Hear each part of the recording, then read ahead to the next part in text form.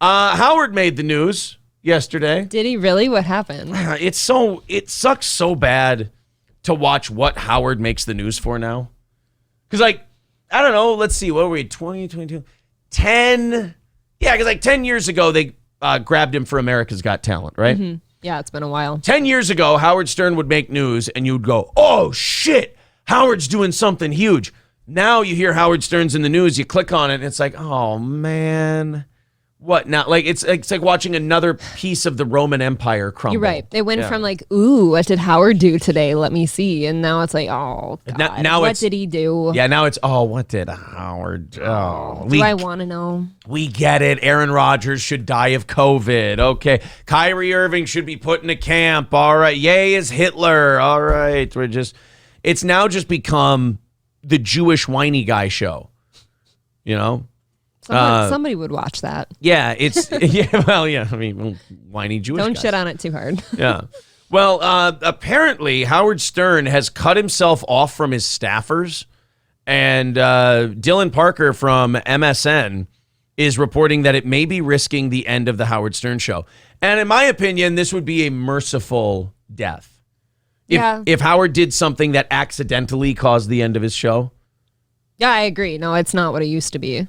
I think Howard should get rid of his staffers, though, because if they're in charge of prepping his show, he doesn't need them. No. He just goes on for 3 hours, couple times a week, and he bitches about COVID, yells about people going outside, shares like remarkably uninteresting stories about his cats.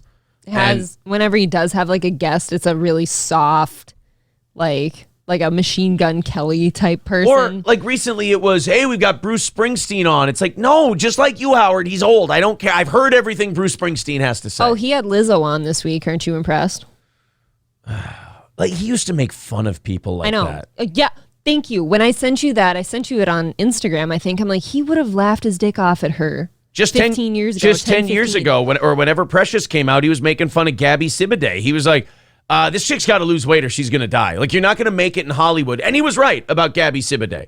He said, you're not going to make it in Hollywood if you don't lose weight. This is still a pretty person's business. They're just, what's that word? Not infantilizing, but fetishizing you because you're fat. You know, you're just going to be the fat girl. Kind of like Farley. You know, Farley was just the fat guy. Yeah, he was. In all of his movies. So Howard used to like get on people like that. Now he's putting them on his show. And for me, a big Howard Stern jump the shark moment was when Howard went on America's Got Talent and told a stuttering comedian that he's an inspiration. Oh. Still to this day, one of the biggest lolcows on the internet is a guy you created because you made fun of him because he stutters. Stuttering John would be living a full, complete white life with his wife and kids as a mechanic in some shop in Long Island, scraping by and providing for his family if you hadn't dug him off your phones and brought him on because he has a stutter. And then you're going to go on and tell a stuttering comic, oh, you touched me so much. Do you think Stuttering John looks at him then and he's like, okay, where's my apology? Why can't I be there? I think John looks at everybody and says, where's my apology? Do you not see what I've done for you? Yeah. As far as Howard goes, like it's been done for a while. But on the other side, not just shitting on Howard, like if someone else was going to offer you $90 to $100 million a year to go on a couple times a week, how can you say no? You can't. Even if you're worth $400 or $500 million. You know how much money is enough money? Never enough? More. Oh, more. Okay. That's how much is enough money. More. And so I understand that. There's a guy here in Minnesota who's wrapping up, who I used to listen to growing up, Tom Bernard. Tom Bernard has been trash for at least a decade. He's been very bad at radio. It's been a very lazy, uninspired show. But they're going to throw him high six figures to do a program. Why not do it till you're 70? Yep. For many Howard Stern fans, one of the best parts of the show is the camaraderie, or rather the relentless, childish, and often brutal teasing Howard and his gaggle of well-paid staffers inflict upon one another. First of all, I hate the way this guy writes. But second of all, that hasn't been a big part of the show for years. No. It's years. So different now. In fact, a lot has changed on SiriusXM's Howard Stern show. This has been the prevailing thought among his old fan base who loathe how Hollywood the once outlandishly edgy star has become. I'll be very honest with you. I'd take Hollywood Howie now over, Hermit Howie. Hermit Howie. Yeah. That's a good one. There's multiple, there's Shock Jock Howie, there's King of All Media Howie, then there's Hollywood Howie, and now we're at Hermit Howie. Yes. Howard Hughes Howie. Howard Hughes Stern, basically at this point. He is a shut-in. Remember when he went out like it. 3 months ago and it was front page news? About the high headlines, Howard Stern leaves his house. About the dinner? Yeah. Yeah. And who was it with? Like Jennifer Aniston and a bunch of like bigwigs. Just a bunch of big stars and celebrities. They know Howard conducts epic celebrity interviews. Am I the only one who's going to, by the way, push back on that? He brings people on and he fucking talks to them. I'm sorry. He's not the greatest interview who ever lived. Ed Bradley. Like, was a better interviewer than Howard. We shit on him hard when he brought on Machine Gun Kelly because all that guy did was sit there and talk about his ayahuasca trips and shit like that, right? Right. Like it to was me, so bad. To me, the Howard Stern is a great interviewer thing. That's just something a lot of people started saying. Mm-hmm. And then when they started saying it, people just kept repeating it, and everyone became afraid to say, I mean, no, he's fine, but it's not that good. It's not that great. Like, you can get that information from any other interview. Adam says, is Howard peeing in bottles now? Oh, yeah, he's growing out his fingernails. He's got the hair going, the whole thing. Unless it's a wig. SC Motorsports says, Ed Bradley. Shit, Ed Begley is a better interviewer. Ed Begley Jr.? Oh, is HBO making any movies? He needs work. $5 from Trucker 18 Wheeler. He says that comedian isn't even funny. AGT's the only reason he's popular. Oh, is he still doing things? What? I didn't even know that. I have no idea, but thank you for the super chat. Yeah. Well, the interviewer thing, I can't get over that. People are like, isn't he a great interviewer? I'm like, look, I'm not going to say the guy's shitty at it and he should never have guests, but I got news for people who think Howard's a great interviewer. Everyone in radio is good at interviewing people. They've been doing it since they started in the business. You had to interview county commissioners and mayors when you started in small town podunk buttfuck wherever you started in radio. Thanks, yeah, no problem. And you've been interviewing people ever since. Every radio guy can do a decent interview. Howard is just the most famous one who does it. Right, and I think people are still hanging on to when he was good at it. Right. Where he would get women to talk about their pussies and their sex life and who they're fucking and things like that. Right, he'd turn it into something juicy, literally. Right, the media has now hijacked the narrative that he's a good interviewer to make it sound like they mean, when he's being really boring and he's having somebody on and just it's shitty and awful and whatever.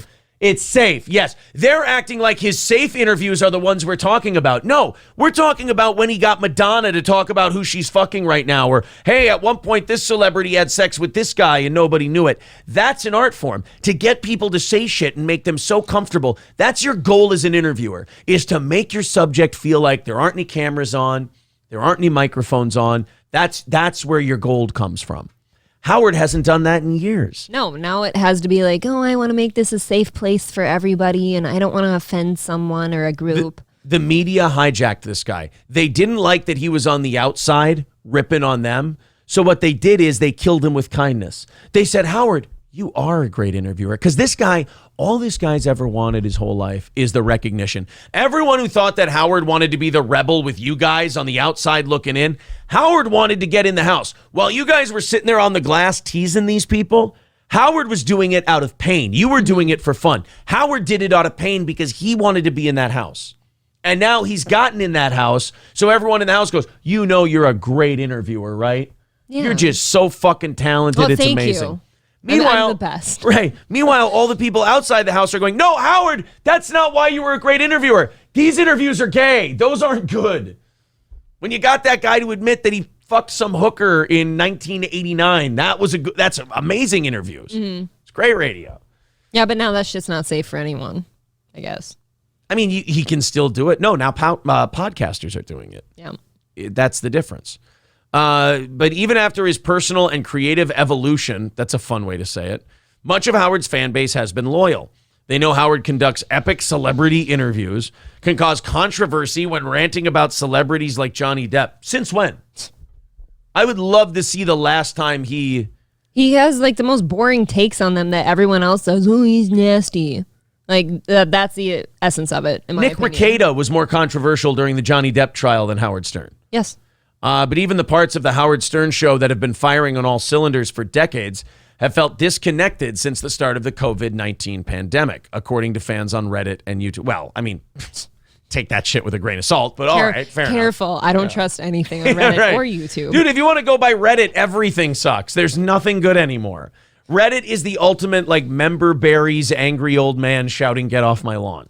Reddit, to me, unless you're doing what you do with it and you use it for show prep occasionally, is something to not be on. Right, like I go on Not the Onion and Cringe Like, and shit like that. You don't need to look at what's on Reddit. This has to do a lot with the fact that the self-proclaimed king of all media hasn't even seen any of his colleagues for 2 years. Many of them have seen each other, but Howard has remained utterly cut off. And it seems his integration back to society will be a hard obstacle to overcome. Howard Stern took a huge step at the end of September after he was talking about the dinner. I'm sorry, but a 65, 70-year-old man going to dinner should not be seen as a huge step unless he was in a car accident and was a quadriplegic. And even when he went out to that dinner, he's still talking about how nervous he was about it. Yeah. I mean, can we grow up a little? Yeah, and then there's the stuff about the anti-vaxxers and I think he did one show from the studio. Is he back in the studio for good now, or was that like a one-shot deal? I can't confirm either way, but I kind of thought that was a one-shot. Even though Howard hasn't and won't return to work, a few select staffers have been seen at the Stern compound. This was revealed on his April 26th show. Well, yeah, we know that. And then he came back to the office last month or 2 months ago. I don't know if he's back though. But like all these people who are sitting there and yelling about like, oh, is Stern going to do this? Is Stern going to do that? Anything that Stern's done, he's done. Or that he's going to do, he's done. Yep. He's cashing a paycheck now. Yeah, we can all see that. It's kind of like when you talk about Eminem and shit too. All that shit's not what it used to be. It's obviously you're just making money. Right. Well, and Howard's playing with house money. Yeah. Like people are saying, oh, he's ruining his legacy. He's not ruining his legacy. Like there will always be the Jackie stuff and the Artie stuff and the Richard and Sal stuff. Well, that will always exist. I don't believe in this whole ruining your legacy thing. Because you're doing something shitty, it doesn't erase the good stuff you did. That's why people still hang on to like saying things like, oh, he's such a great interviewer and stuff because they remember him that way. Right. And that's fine. So that's kind of why a lot of people want him to retire because they're like, let us go back and, enjoy the good stuff. And let's end this. The 101 sham. channel is much better than, well, you know what I mean? Except they cut out a lot of that stuff too. They stopped playing some of it. The thing about the the 101 stuff is they cut out a lot of the really good things, It's really hard to find anything with beat in it anymore. I know. And Isn't that sad? Beetlejuice is the greatest radio. And Shuli called me out on this when we had him on the show. I said Beetlejuice is the greatest character in radio history. He goes, I'm just going to stop you on one thing. Beetlejuice is not a character. Like that. It's a shoot. That's just beat all the time. And that, yeah. Pio Mai says Howard told everyone how his mom told him horror stories from his mom about the Holocaust, about horror stories from her childhood, that he's damaged as fuck. I think that's just called being a Jewish kid in New York in the 50s. Okay, but even if there's horror stories in your family and shit like that, that doesn't have to be you. I've always felt that way. Like, just because you've heard or saw or been through something, that doesn't have to be your entire existence now. Bumbaclo says Stern should get sat on by '08 Artie. Okay. Yeah, for me, like everyone has their different, like this is where it was over moment. For me, it's when Artie left the show. Okay. That was for me when it was over. I think the dynamic between Richard and Sal and Artie and all those guys, I thought it was really good. And after that, to Howard's credit, he did realize after Artie was done that things had to change because he couldn't keep doing the same show without Artie there. It's just that he went in such a crazy direction. But apparently Howard now is even cutting himself off more from the staff. Look. Well, at what point do you cash it in? He's got to be worth plenty. You can do it until you die. I mean, that's the beauty of that gig. Yeah, but isn't he just miserable now? Like, okay. It doesn't seem like he's living the greatest existence ever. Yes, he is miserable now. But is he going to be, if he's not on the air, he's going to be miserable and not on the air. He'll be miserable and bored, I guess. Right. He'd rather be miserable and on the air rather than miserable and off the air. I've always enjoyed people like Jay Leno who kind of, well, he's still doing a show, I guess, like a game show, but like he at least picked up a hobby. Yeah, I mean, Jay's career, Jay's still on fire. That's true. But if he were to lose that show, he's got shit to do. Oh, what? Yeah, did I just stumble on something? Did I fuck up? I did it. No. You missed my... Oh, no, his face is on fire. Yes. Jay Leno is, thank you. That's all I wanted. No, I just, That's all I can wanted. appreciate... I mean, I'd appreciate it from my father, but from you, I'll take it. Thank you. Oh, that made me really sad. No, get a hobby, you guys. Everyone should have a hobby. Atticus says he'd be more miserable off air. You're absolutely right. Dying and retiring gracefully is an art form. Who's doing it? Like, nobody's retiring and dying gracefully. And I'll tell you part of the reason why. There's all these streaming channels now, and they all need content, and they all need established brands. Okay. Why do you think Netflix is still paying that decrepit old cadaver David Letterman to go over to Ukraine and interview Zelensky? I watched a trailer for that, and I went, Letterman doesn't go interview Zelensky. There's no reason for like, if you want someone to interview Zelensky, you send like Chris Wallace, or you send even Chuck Todd, who's kind of a worm. You send a professional interviewer guy. Yeah. You send a 60 Minutes person. You don't send David Letterman. I haven't seen this trailer yet. I don't know how bad he looks or anything right now. Netflix is so shitty with trailers I'm sorry, YouTube is so shitty with trailers that I don't even want to play it. But but Jay Leno is still working. Letterman is still these guys shouldn't be working. Let's make a list here. I don't know if Atticus is an older guy, but he seems to be tuned in with entertainment history and all that like I am. Johnny Carson. Mm-hmm. Retired, stayed retired, died. Perfect. Did a great job. Now, a lot of the reason, I read an article recently, the reason that is because Johnny Carson was cripplingly anxious.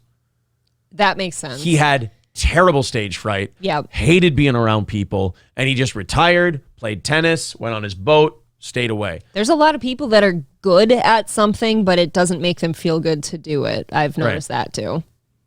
I mean, as I'm sitting here, though, that's the only guy I can think of that walked away when he said he was walking away and stayed away. I feel like Bo Burnham will be like that someday. Well, he's got about 30 years. Right. But even like now, right before COVID and stuff, he walked away because of his anxiety and stuff for a while to work on himself. I feel like he'd be that kind of guy. But you can't blame the people for not retiring, because people keep coming to him with suitcases and duffel bags full of money and going, here's something that's nowhere near as hard as the thing you used to do, and here's a lot more money to do it. Right. Like, okay, perfect. Trucker 18-wheeler says, about a year and a half ago, one of my uncles worked well into his 70s, retired, and died 3 days later. Oh, fuck. Atticus says Fez Whatley retired and died gracefully. Fez shook like a chihuahua until his heart exploded, the poor guy. That guy was so racked with anxiety that he goes, I have to get out of radio. I'm going to die. And then he got out of radio and he just sat in his house like this until his fucking heart seized up and he dropped dead. There's some people that are so fucking anxious and nervous about everything that they like cause me anxiety to watch them. Like, even when the dog sits upstairs and quakes, I'm like, could you fucking stop? I'm not dying today. Here's somebody in sports that never did a big comeback. They retired young, stayed away, and have pretty much stayed out of the public eye. Barry Sanders. Okay. Barry Sanders walked away in his prime. He was only a couple seasons away from breaking the all-time rushing yards record. And he went, nah, I'm done. I don't want to get my body beat up anymore. And I play for the fucking Lions, so it's not like I'm going to win anything. Not worth it. Yeah. Can you imagine like getting your body beat up like that on a shitty team for no reason? Ugh. Like I said, just all those guys, like, save your money and hopefully you can live the rest of your life happy, because you're going to hurt every morning when you wake up. Yes. Like I said, Brett Favre wakes up in a hospital bed basically every morning and just goes, oh, fuck. And I'm not saying he moved his head or he moved his arms. I'm saying just being awake. Just woke up. He just woke up and he just went, All of my joints are on fire right now. But can you imagine how much worse it would be if you weren't vaccinated? That's true. That's very true. Robert Smith, not from The Cure, the Minnesota Vikings running back. He retired at like 27. He's also got like a doctorate. Well, so he's like, fuck it, I'm done. And to like Trucker 18 Wheeler's comment where his grandpa died, it's like sometimes people keep working because that's what keeps them going. Right. Because once you lose that, that's why I say you got to have some hobbies. Like if you don't have a hobby and you just fucking quit everything cold turkey suddenly, you've got nothing going for you. Yeah. Nothing to get you up in the morning. Ron killed Colin Flaherty's grip. I didn't even know that Colin Flaherty guy until that Compound interview. That was like 4 or 5 years ago now. I guess I forgot to laugh. I don't give a fuck, dude. Owen Hart retired and stayed retired. Was Benoit retired? He retired. He hasn't come back. He sure hasn't. From his retirement. His whole family retired, in fact. They quit the business for a shoot. Well, here we go. That's there's the steel toe growth of a bit. Fun. Chris Benoit and dismount. That's solid retirement, though. That's how all the bits on this show goes. There's a flow. There's a Chris Benoit steel toe flow chart. It starts with steel toe goofs on stuff, and at the bottom of the flow chart is Chris Benoit, and the rest is just filler to get from point A to point B. Look, his whole family can be in paradise for the rest of their life now. And they don't have to be maybe not him, though. Yeah, I was going to say, they don't even have to be with him, because that would be an awkward paradise.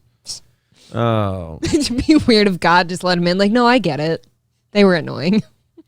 Like, what if he just sends his family to hell? Right? Like, you guys know what you did. Honestly, like, if you make a man kill your whole family, what did you do to him? You leave for SummerSlam again, Daddy, and not bring us with? Oh, sure, God, I could fucking choke that kid. It's like, uh-oh. Mix that with steroids and brain damage, and you've got yourself a problem. Seeing God's watching up there like, dude, you got to stop poking him. Yeah. They call him the rabid Wolverine for a reason. You don't poke a rabid Wolverine. See, now you fucked around. Look how hurt. Or look at you all hurt. Yeah. Look, they tried to warn you. It's true. Chris Benoit was not a work. The rabid Wolverine. You talk about a guy who lived the gimmick. Oh, God. Oh, my God. It just cost Ric Flair 5 wives and all of his money. Benoit, I mean, he went all the way. I forget about 5 wives. How do you have that much, like, hope for the next one at some point? And isn't he doing a 6th one? Like, isn't the Nature Boy doing it again? Well, I think his daughter's been married a couple times too, right? Well, look.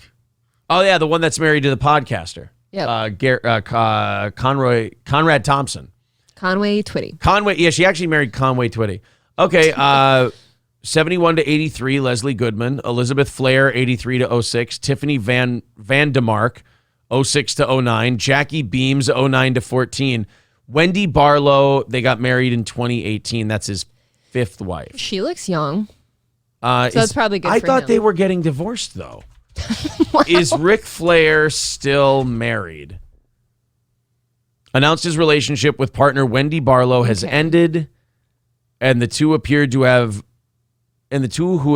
a wedding ceremony were never actually married. Okay, so there was this chick Wendy Barlow, and they were done about almost a year ago, but were never actually married. So she doesn't count as ex-wife number 5? No. That's an ex-girlfriend. All right. Ex-girlfriend. All right. Fair enough. So the Nature Boy has not been... He's only been married 4 times. So that must, in my like humble opinion, like that must mean that you don't take... Oh, this is going to be so bad. You must not take much stock in like a marriage. Like it's just kind of like, let's go get married this weekend type of thing. You know what I mean? Rick, not that I know him, but Ric Flair strikes me as one of those guys who is very fun to be around. Mm-hmm. He's a great time, but he's also kind of a one-trick pony. Where that's kind of what I'm saying. He's a great time. Okay, now it's time to build something and have a family. And he's like, woo, let's go get another drink. And she's like, no, Rick, we need to clean the house today and we need to go Christmas shopping. Yeah. Woo, with a bottle of champagne, Daddy. No, Rick, we gotta actually, I have to vacuum. Woo, vacuuming with filet mignon.